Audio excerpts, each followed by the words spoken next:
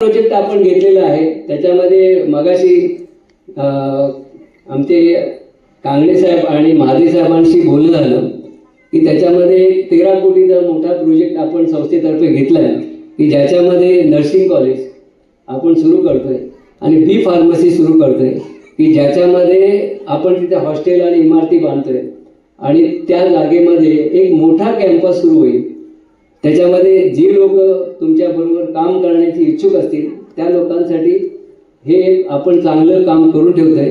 म्हणजे उद्या जर का कोणाला ॲडमिशन नाही मिळालं या क्षेत्रामध्ये नर्सिंगमध्ये की ज्या मुली बाहेर परदेशात जातात काम करतात, तसंच आपल्या सगळ्यांना खांबे साहेबांची आणि कांगणे साहेबांची, महादेव साहेब असतील, साळवी असतील, या लोकांच्या डायरेक्टरच्या माध्यमातून तुम्ही कधी ॲडमिशनसाठी येऊ शकता.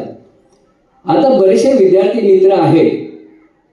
मला खूप सांगायला आनंद वाटतो की आपण जेव्हा लहान होतो तेव्हा आपण अंगाई गीत आता म्हणत होतो, बाळा जोजोरे. आता बाळा जोजोरे मोबाईलवरच लावतात आणि सांगतात बाबा आता झोप, हे मोबाईल लावलाय. झालं, बदललं ना, बरोबर. त्याच्यानंतर आपण म्हणतो असेल ते वाहत सुंदर दुधासारखी नदी. आपण हे सगळं विसरलोय. गावात आला आणि आमच्या त्या जे काही ॲग्रिकल्चर कॉलेज आहे त्याच्यामध्ये या सगळ्यांनी पाहिलं, अरे खाली खरोखर दुधासारखी नदी वाहते.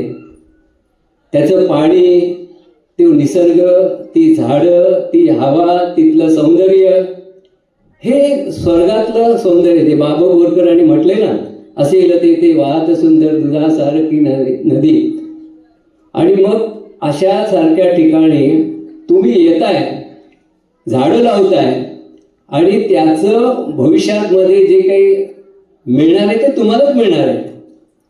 हे पुण्याचं लोकांचं जे येणं आहे ते अशा ठिकाणी राहा, तिथे काहींचं म्हणणं आहे की तिथे रेस्ट हाऊस पाहिजे, राहायची सोय पाहिजे, बैलगाडी पाहिजे, जातं पाहिजे, शेतकऱ्यांची सगळी अवजारं पाहिजे, त्याचं संग्रह करायला पाहिजे. हे सगळं करण्याचं आमचं ठरवलेलं आहे. मी एवढं